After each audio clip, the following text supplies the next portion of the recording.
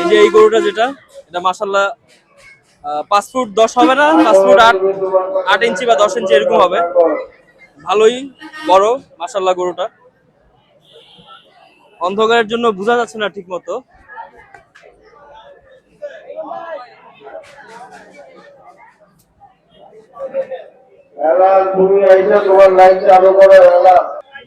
এই যে গরু একটা যাইতেছে, পাগলা গরু। আচ্ছা, আমরা এই গরুটা যিনি আনছে ওনার সাথে একটু কথা বলি। আসসালামু আলাইকুম। ওয়ালাইকুম আসসালাম রহমতুল্লাহ। কোথা থেকে আসছেন? একটু এই দিকে আসেন। কুষ্টিয়া থেকে আসছি। কুষ্টিয়া থেকে কয়টা গরু আনছেন? দুইটা গরু আনছি। দুইটা গরু কি এই দুইটা গরুই? এই দুইটা গরুই। আচ্ছা, এটা তো মাশাআল্লাহ অনেক বড় দেখতেছি। এটার দাম কিরকম চাচ্ছেন? 10 লাখ। 10 লাখ। কেউ কি আসছে দেখছে, দাম করছে? দেখছে। এটার মাংস কিরকম হইতে পারে?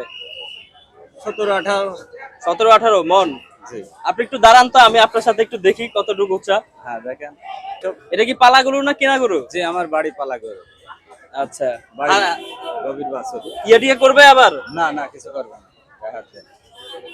যে শনি একটা 1 নাম্বার কাউন্টারের নিচে, আর এই যে হাসিলের 1 নাম্বার কাউন্টার হচ্ছে এটা। এই পাশে একটা গরু দেখছি, এটা মাশাআল্লাহ অনেক বড় আছে। জহুরুল চাচা উনি নিয়ে আসছে, দুইটা গরু নিয়ে আসছে কুষ্টিয়া থেকে।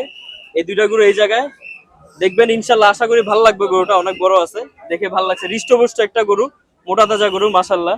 কোরবানি ঈদের জন্য যারা বড় গরু খুঁজতেছেন এই টাইপের গরু